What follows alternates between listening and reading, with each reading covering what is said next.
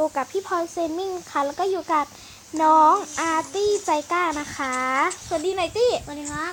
โอเควันนี้เราจะมาเล่นซีรีส์ใหม่นะคะเป็นซีรีส์โรงเรียนใหม่ร้านซูชิแห่งใหม่โลกใหม่นะคะเป็นโลกที่ดีมากเลยโอเคดีกำมักเดี๋ยวเรามาเริ่มกันเลยเฮ้ยฉันได้ข่าวว่าที่นี่เขามีโรงเรียนใหม่แล้วก็ร้านซูชิแห่งใหม่เราลองไปสมัครเรียนกันดูไหมอะตี้ว่างั้นอ่ะนี่ฉันมีรถนั่งกันเลยไปใครจะไปก่อนไปก่อนแล้วกันโอเคเดี๋ยวฉันไปก่อนนะอ้าวกดค้างสงสัยมันบั๊กกดค้าง ฉันรู้แล้วน่ะเกเฮอ้าวฉันไปไม่ได้สักทีฉันว่าเดินไปกันดีกว่าปะเดินไปไหมให้หน่อยเธอไปก่อนเลยก็ได้ไปแล้วจะทุบทำไมกดไม่ได้กดค้างโอเคงั้นไม่เป็นไรปะเราเดินไปกันดีกว่าเราจะได้มีกำลังกันด้วยปะเป็นไรหรอตี้ไม่เป็นไรแล้วไปแล้วอ้าวเถนทำโรงเรียนเขาพังเดี๋ยวค่อยมาซ่อมไม่เป็นไรเราเดินไปกันแล้วนะคะแล้วห้ามเดินบนถนนนะเดี๋ยวจะมีรถมาชนแน่นหรอที่เป็นโรงเรียนเราตี้นั่นหรอที่เป็นโรงเรียนเรามีอุปกรณ์อยู่งั้นเดี๋ยวตี้อย่าเพิ่งเข้าไปลงมาก่อนสิลงมาก่อนสิลงมาแล้วงั้นเดี๋ยวฉันหาหนังสือเรียนก่อนแล้วก็หนังสือเรียนเสร็จแล้วก็ต้องมีดินสอใช่ไหมดินสอปึ๊บดินสอเป็นเท่งเบรกก็ได้ฉันจะเอาดาบไปดีกว่าเผื่อมีซ้อมตีนู่นตีนี่ฉันหาดาบก่อนดาบเพชรแล้วกันแล้วก็เอาสโนว์บอลไปปาเล่นด้วยแล้วก็เตียงแล้วก็สมุดเอ็นชานด้วยพี่บอยสมุดอะไรอ่ะซื้อสมุดธรรมดามีสมุดเอ็นชาร์ด้วยเหรอมีดิสมุดเรียนเก่งไงโอเคฉันขอด้วยละกันฉันเอาสมุดนี้โอเคปะเดี๋ยวเราไปเล่นหนังสือกันค่อยๆโยนเข้าไปก่อนเฮ้ยโรงเรียนนี้มีคนเยอะจังแต่ทำไมเขาออกไปเล่นกันแล้วล่ะสงสัยยังไม่เรียนหรอมั้งเนาะ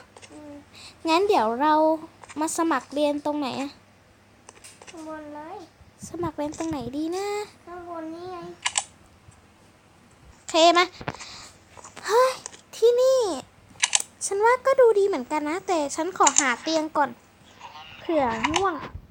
จะได้แอบหลับที่เรียนไปเดี๋ยวเราขอสมัครเรียนที่นี่ก่อนขอโทษนะคะมีอะไรเหรอคืออยากจะมาสมัครเรียนนะคะอ๋อได้สินี่เซ็นสัญญาจิ๊บเรียบร้อยแล้วค่ะและเธอชื่ออะไรกันล่ะหนูชื่อพลอยค่ะส่วนนี้ชื่ออาร์ตี้ค่ะห้องเรียนเจ้าอยู่ม1/2นะค่ะนี่เดี๋ยวนี่เป็นหนังสือที่จะบอกว่าที่นี่จะแนะนำทางเจ้าขอบคุณค่ะตรงนี้จะเป็นสหกรณ์นี่นาใช่ไหมตี้ใช่ที่ฉันอ่านตรงนี้ก็จะเป็นพวกหนังสือแล้วก็ชั้น2ก็ฝนตกแล้วว่าตอนมืดแล้วว่าอ้าวเหรองั้นเดี๋ยวมาหลบเฮ้ยนี่ก็เช้าแล้วเมื่อกี้นอนไปแล้วแอบนอนสักพักเนี่ยหวังว่าคุณครูจะไม่ดุนะน่าจะยังไม่เรียนเพราะเราเป็นเด็กใหม่เขาบอกว่าตรงนี้ห้องเรานี่ไงห้องเราไม่ใช่ห้องนั้นนี่ห้องเราเขาบอกว่าที่เนี่ยมีชมรม4 ชมรมมีชมรมศิลปะแล้วก็ชมรมไสยศาสตร์ด้วยล่ะแล้วก็มีข้างล่างมีชมรมว่ายน้ำกับชมรมวิ่งเดี๋ยวเราเรียนกันก่อนดีกว่าเดี๋ยวเรียนไม่โอ้ยฉันเข้าไม่ได้นี่ฉันเข้าได้แล้วโอเคมานั่งเรียนขยับไปหน่อยสิแกนี่ที่ฉันสวัสดีเดี๋ยวฉันจะแนะนำนะฉันชื่อคุณครูวิจ้าฉันจะมาสอนพวกเธอ2 คนนะค่ะสอนเรื่องอะไรอ่ะครูเดี๋ยวสิแล้วพวกเธอชื่ออะไรหนูชื่อพลอยค่ะและเธอล่ะชื่อตีครับอย่าเล่นสิ อย่าเล่น โอเค ไหน วันนี้คุณครูก็จะแค่ให้แนะนำนะ แล้วก็วันนี้ก็ไม่มีอะไรหรอกครูจะให้แค่แนะนำอย่ามายืนบนโต๊ะครูนั่นแหละครูก็จะให้แค่แนะนำมีหนังสือมีเตียงมีอะไรเรียบร้อยแล้วใช่ไหมมีเรียบร้อยแล้วค่ะดินสอพร้อมค่ะ โอเค นี่ก็ วางหนังสือก่อน กิ้ง วางหนังสือ อุ๊ยพักเที่ยงแล้วนี่การบ้านของพวกเจ้าเอาไปทำซะนะอ๋ออันนี้เหรอคะได้ค่ะได้ค่ะโอเคไปกินข้าวได้เลยแล้วก็ไปสมัครชมรมแล้วก็กลับบ้านได้เลยนะบ๊ายบายค่ะคุณครู ก็ชมร บ๊าย ม บายค่ะ อันนี้ชมรมอะไร เอ้ เนี่ย ยเดี๋ยวขอสวัสดีคุณครูก่อน ส ส วั วั ส ส ดี ดีค่ะ ครับ คุณครูดีมากจ้ะบ๊ายบาย ดีนะคุณค ไป รูเอ้ย เราต้องไปกินข้าวชั้นบนอ้าวเราต้องไปกินข้าวชั้นบนก่อนเดี๋ยว ไปสมัครอันนี้ดีกว่า เดี๋ยวอย่าพึ่งสิไปกินข้าวชั้นบนก่อน เบอร์เหรอ นี่เขาบอก ไม่ต้ ว่า องย่อ ชั้น นะ บน ต้องย่อนะ นี่ไงหูอาหารนะ กินจังละหูด่านฟ้าด้วยดีจังเลยสดชื่น เดี๋ยวเราเดี๋ยวอะไร เรามีอาหารในตัวอยู่ เราต้อง กินแซลมอน ไม่เดี๋ยวเราจะอืมจะกินอะไรดีนะ อุ๊ยฉันมีคุกกี้อยู่ในตัวกินคุกกี้ดีกว่าว้ายขอโทษค่ะคุณครูว่าเนี่ยรีบซ่อมก่อนปึ๊บดีนะฉันมีของไว้ในตัว อุ้ยโฆษณาอะไรเนี่ยโทรศัพท์ที่ฉันนี่เป็นอะไรของฉันเนี่ยเวลากินข้าวยำเฮ้ยมานั่งกินกันนะ เอ้าโรงเรียนพัง เฮ้ยเธอทำโรงเรียนพังอีกแล้ว เดี๋ยวคุณครูที่นี่ก็ว่าหรอก ฉันมีชีสอยู่ในตัว อร่อยจังอิ่ม เก็บ จัง เอาไว้กินดีกว่า ต่อไปแล้วก็หยิบหนังสือมาก่อน หนังสือฉันอยู่ไหนเนี่ยอยู่ในตัวฉันเนี่ยอ่ะนี่เจอแล้วโอเคปะ วางหนังสือ เดี๋ยวเราลงไปสมัครชมรมกันดีกว่า เก็บหนังสือเขียน เฮ้ยพอแล้วปะจะสมัครเอ้ยระวังตก ฉันรู้คน สมัคร ผี เธอจะสมัครชมรมคนแบบผีเหรอ ฉันว่าฉันอยากจะสมัครชมรมไอ้เนี่ย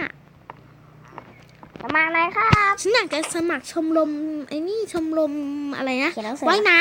ำฉันอยากชมรมว่ายน้ำศิลปศาสตร์เหรอ สวัสดี เดี๋ยวตี้จะสมัครไหมเนี่ย สมัคร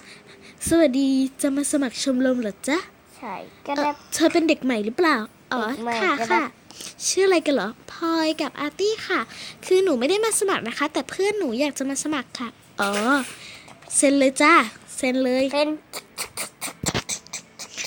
ดี ยักษ์ห มา น้าก ด้วย โอเค งั้นเดี๋ยวไว้พรุ่งนี้ค่อยมาเรียนนะจ๊ะ ค่ะ บ๊ายบายค่ะ บาย สวัสดีค่ะคุณครู สวัสดีครับเปีย ปาร์ตี้เดี๋ยวพี่จะไปสมัครชมรมนี้ เคเหรอมานะก็ไปกินข้าวก่อนยังไม่อิ่มเลย โอ้ยจะไม่อิ่มอีก งั้นเดี๋ยวเราไปสมัครชมรมก่อนนะคะ นี่ชมรมว่ายน้ำเราจะมาสมัครชมรมว่ายน้ำกัน โอเค มาสมัครชมรมว่ายน้ำค่ะ สวัสดี อ้าวตี้วิ่งมาไวจังโอ้ยระวังตกน้ำมาสมัครชมรมว่ายน้ำค่ะเหรอ ได้นี่เซ็นเลยจ้ะ สมัครชมรมว่ายน้ เดี๋ยวตี้สมัครชมรมศิลปศาสตร์มาแล้วไม่ใช่หรอ ำจะสมัครยีกันทำไม ไม่ได้เขาให้สมัครแค่ชมรมเดียว ก็เด็ก โอเคหนูมาสมัครคนเดียวค่ะชิบเซ็นแล้วนะคะ โอ้ทำไม เดี๋ยว เรื วัน อ พรุ่ง ล นี้ อย ค่อย ได้ มาว ะ เรียนนะ ทำไมเรือมันลอยได้วะ โอ้ยช่างมันเถอะตี้ปะเขาบอกเห็นเขาว่ามีร้านนี้ใหม่ด้วยตี้นั่นน่ะมีร้านซูชิเปิดใหม่ด้วยปะตี้ไปกันเนี่ยร้านซูชิเปิดใหม่เราจะเดินไปดีไหมหรือจะนั่งรถไป นั่งรถไป เดี๋ยวฉันขอหารถก่อน ค้างเอาไว้นะจำไม่ได้นะกดค้าง ฉันขอไปก่อนแล้วกันเนี่ยฉันไปไม่ได้อะทำไมฉันไปไม่ได้อะ มันต้องกดค้างเฉย กดค้างเหรอ ๆกดค้างแบบค้างเยอะๆเลยอ่ะ ค้างแบบนานเลยเหรอ ค้าง ค้างนานๆเดี๋ยวมันก็ทำเป็นออกเดี๋ยวมันก็ออกหรอก ไปแล้วกูไปเองก็ได้เอ้าทุบทำไม ฉันไม่ได้ทุบโอ้ยไปไม่ได้งั้นเราไม่ไปแล้วโว้ยไปเดินไปก็ได้โห ฮ้ยช่างมันเถอะแต่เวลาเดินเราต้องเดินแถวๆนี้นะคะมีดินสอไว้เนี่ยเดี๋ยวดินสอตกปะโอ้เนี่ยเหรอร้านซูชิเปิดใหม่เขาเห็นเขาบอกว่ามีร้านออนเซ็นด้วยสวัสดีค่ะ ขอกินนะครับ มีอะไรสั่งไหมคะ เซเว่น เฮ้ยตี้ลองไปสั่งอาหารก่อนปึ๊บโอ้มีอาหารให้สั่งเยอะแยะเลยตี้มาสั่งสิมีหุยมีปลาแซลมอนด้วย แล้วมีปลาแซลมอนที่ยังไม่ได้เผา มีปลาปักเป้า ปลาปักเป้า เอาอะไรดีนะก็มีหลายอย่างนะปลาปักเป้าได้เหรอ ปลาปักเป้าไง งั้นเอาปลาแซลมอน1 อันแล้วกันค่ะ ปลาแซลมอน ปลาสลัดผักค่ะ นี่มานั่งกินด้วยกันสิตี้ นั่งตัวนี้แหละ นั่งนี้เลยอ้ำยำ เขาสั่งอีกไหมครับ ได้เลยจ้า ตัวเล็กมือค่าดิ อะไรเหรอเนื้อเหรอเนี่ย เนื้อซัมบี้แหละ เนื้อซอมบี้เขาบอกสั่นมาอย่างดีสะอาดไม่เป็นไรอร่อยจัง เราเดี๋ยวเป็นเอาอีก พอแล้วเดี๋ยวตังค์ก็หมดพอดีหรอก ก็ได้ เดี๋ยวฉันขอเก็บของก่อน ไม่จ่ายตังค์เลยดีกว่า ใช่จ่ายให้ฉันด้วยเลี้ยงหน่อย เลี้ยงเหรอพี่บาทครับ เอาไปเลยหลายร้านเอาไปเลย จิ้ว โหมีตังค์นะเนี่ยรวยปะเฮ้ยมีออนเซ็นด้วยเดี๋ยวเราจ่ายตังค์กันก่อนดีกว่าตี้จ่ายตังค์ดิ จ่ายตังค์ไปนานแล้ว ออนเซ็นมันต้องมีให้เล่นออนเซ็นต้องจ่ายตังค์ออนเซ็นก่อน จ่ายตังค์มาตั้ง1,000 เล่นออนเซ็นค่ะ2 คนนี่2 เหรียญจ้า ไปเลย ขอบคุณมากนะจ๊ะไปเล่นเลยไปเล่นกันตี้ไปเล่นกัน ไปเดิน โอ๊ยติด โยคะมีโยคะ มีโยคะด้วยลงไปเล่นเลยเหรอ มีซากุระไปไหน ตุ๋มเล่นสไลเดอร์เล่นสไลเดอร์กัน ต้นซากุระนี่ดีจังเลยมันไม่ใช่สไลเดอร์มันเป็นน้ำอุ้ยสนุกจังเลย กระโดดบนต้นซากุระก็ได้เลย เดี๋ยวเราต้องโทรหาพี่ต้าเด็กแว้นแล้วให้เขามาเล่นด้วยแต่ว่าเขาเห็นว่าเขาไปต่างประเทศใช่ไหมตี้ ใช่ เฮ้ยช่างมันเถอะงั้นเราเล่นกัน2 คนก็ได้สนุกจังเลย แล้วทำความบ้านที่นี่เลยไหมจะได้ไม่ต้องทำอย่างอื่นจะได้พวกนี้จะได้ไม่ต้องทำจับ โอ้ยบ้าเหรอใช่ทำกันบ้านที่นี่เลยดีกว่าวาง ดิสอเย้ในที่สุดฉันก็เสร็จแล้วเสร็จยังตี้ ยังไม่เสร็จ สอนไหม ไม่ต้องสอนเราเขาเสร็จแล้วการบ้านเยอะ การบ้านเยอะเลยเหรอ ก็คนเดียวการบ้านเยอะไง เช็ดตัวไหนเช็ดตัวก่อน เช็ดตัว อุ๊ย โยคะ มีโยคะด้วยเหรอมัน จุ จะ กอาจจะ จึงเจอจึงเจอจึงเจอจึงเจอโอเคปะโอเคงั้นเรา